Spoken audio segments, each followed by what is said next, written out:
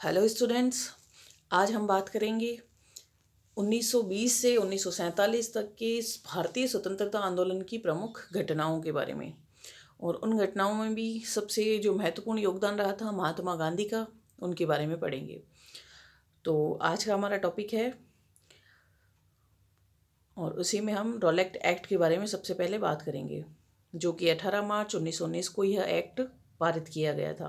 और इस एक्ट के अनुसार किसी भी व्यक्ति पर संदेह होने पर उसे बंदी बनाया जा सकता था, और इसी कारण इसे न कोई अपील, न कोई वकील और न ही कोई दलील वाला काला कानून कहा गया। जलियांवाला बाग हत्याकांड 13 अप्रैल 1919 को रॉलेट एक्ट के विरोध में एक सार्वजनिक सभा का आयोजन किया गया। इस सभा में लगभग 20,000 व्यक्ति एकत्रित हुए थे। जनरल डायर ने इस सभा पर गोलियां चलाने का आदेश दिया और इस कारण इस कांड में काफ़ी व्यक्ति मारे गए थे। सरकारी रिपोर्ट के अनुसार 380 व्यक्ति मारे गए थे, जबकि कांग्रेस रिपोर्ट के अनुसार इस घटना में 1200 व्यक्ति मारे गए थे। और गांधी जी की बात करें तो गांधी जी द्वारा संचालित प्रारंभिक आंदोलन थे चंपारण सत्याग्रह, जो कि बिहार में है वर्तमान, खेड़ा सत्याग्रह, जो कि गुजरात में, और अहमदाबाद मिल मजदूर आंदोलन, यह भी गुजरात में चलाए गए आंदोलन थे। खिलाफत आंदोलन सेवरे की संधि के अनुसार टर्की साम्राज्य को छिन्न भिन्न कर दिया गया और इसी कारण भारतीय मुसलमानों ने इसका विरोध किया और इसके विरोध में खिलाफत आंदोलन चलाया। और क्योंकि भारतीय मुसलमान टर्की के सुल्तान और खलीफा की धार्मिक और लौकिक प्रतिष्ठा को पुनः स्थापित करना चाहते थे, अतः उन्होंने टर्की विघटन को रोकना इस आंदोलन का प्रमुख उद्देश्य रहा था। यह आंदोलन भारतीय मुसलमानों के द्वारा चलाया गया था क्योंकि भारतीय मुसलमान टर्की के सुल्तान की प्रतिष्ठा को पुनः स्थापित करना चाहते थे। और असहयोग आंदोलन चलाने जाने के पीछे के कारणों के बारे में बात करें तो सबसे पहले कारण था रॉलेट एक्ट, और इसी एक्ट के विरोध में असहयोग आंदोलन चलाया गया था। और दूसरा कारण रहा था 13 अप्रैल 1919 का अमृतसर हत्याकांड, जिसे जलियांवाला बाग हत्याकांड भी कहते हैं। और तीसरा कारण अंग्रेजों की दमनकारी नीति, खिलाफत आंदोलन, इन सभी कारणों के कारण असहयोग आंदोलन चलाया गया था। और साइमन कमीशन रिपोर्ट 7 जून 1930 को साइमन कमीशन ने अपनी रिपोर्ट प्रकाशित की और इसका प्रमुख उद्देश्य 1919 के भारत शासन अधिनियम की जांच करना था। और साइमन ये जो कमीशन था, इसमें जितने भी सदस्य थे वह सभी अंग्रेज थे और इस कारण कांग्रेस ने इस कमीशन का बहिष्कार किया और कांग्रेस ने अपनी मांग रखी कि भारत सचिव को परामर्श देने हेतु भारत परिषद रखी जाए, भारत में संघ व्यवस्था लागू की जाए। और अगला जो घटना थी वह था दांडी मार्च। 12 मार्च 1930 को गांधी जी ने अपने 79 कार्यकर्ताओं के साथ साबरमती आश्रम से दांडी की ओर प्रस्थान किया।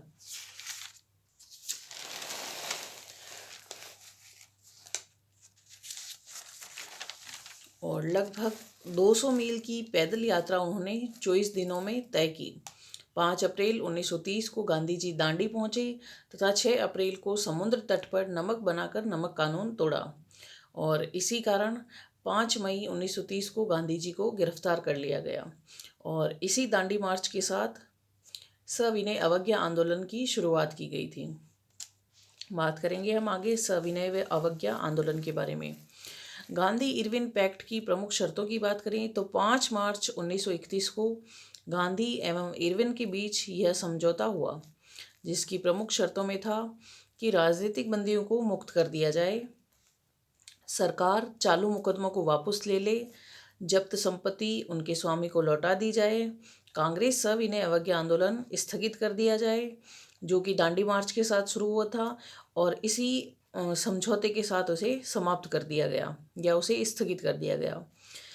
और इसी पैक्ट के साथ प्रमुख शर्त ये रखी गई थी कि कांग्रेस द्वितीय गोलमेज सम्मेलन में भाग लेने जाए, क्योंकि प्रथम सम्मेलन में भारत का कोई भी प्रतिनिधि सम्मिलित नहीं हुआ था, लेकिन द्वितीय गोलमेज सम्मेलन में इस समझौते के तहत गांधी जी ने भारत का प्रतिनिधित्व किया था।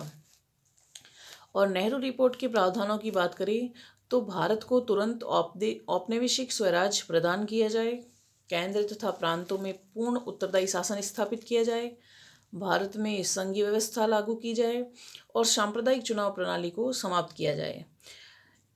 इन प्रावधानों के साथ नेहरू रिपोर्ट प्रस्तुत की गई और भारत में उच्चतम न्यायालय की स्थापना की जाए। अब बात करें असहयोग आंदोलन के कारण, घटनाएं एवं महत्व के बारे में। तो असहयोग आंदोलन के कारणों में रॉलेट एक्ट, हमने अभी जस्ट उसको रीड किया था, जलियांवाला बाग हत्याकांड, खिलाफत आंदोलन इसके कारणों में माने जाते हैं। और नेक्स्ट जो कारण है वह हंटर कमेटी की रिपोर्ट। ब्रिटिश सरकार ने जलियांवाला बाग हत्याकांड की जांच के लिए हंटर की अध्यक्षता में एक समिति नियुक्त की। इस समिति ने अंग्रेजों का ही पक्ष लिया था तथा जनरल डायल को केवल नौकरी से हटा दिया, जबकि ब्रिटिश सरकार ने जनरल डायल को मान की तलवार नामक उपाधि प्रदान की तथा 20,000 पाउंड की राशि भेंट की। और हंटर कमेटी की इसी पक्षपातपूर्ण रिपोर्ट के कारण गांधी जी ने इस कमेटी का प्रबल विरोध किया और इसके कारण गांधी जी को प्रबल आघात भी पहुंचा था और इसी कारण उन्होंने असहयोग आंदोलन चलाया। अकाल व प्लेग का प्रकोप 1917 में यह महामारी पूना में फैली, जिसके चलते ब्रिटिश सरकार ने कोई सुरक्षा उपाय नहीं किए और न ही कोई आर्थिक सहायता प्रदान की, जिसके कारण कांग्रेस नेताओं ने ब्रिटिश सरकार के साथ असहयोग करने की नीति अपनाई, क्योंकि ब्रिटिश सरकार ऐसी महामारियों की तरफ या सुरक्षा उपायों की तरफ कोई ध्यान नहीं दे रही थी और इसी कारण ब्रिटिश सरकार के विरोध में असहयोग आंदोलन चलाया गया।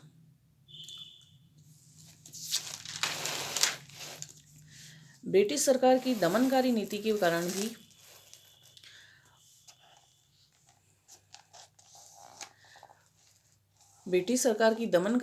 कारण भी कांग्रेस नेताओं ने ब्रिटिश सरकार का विरोध किया।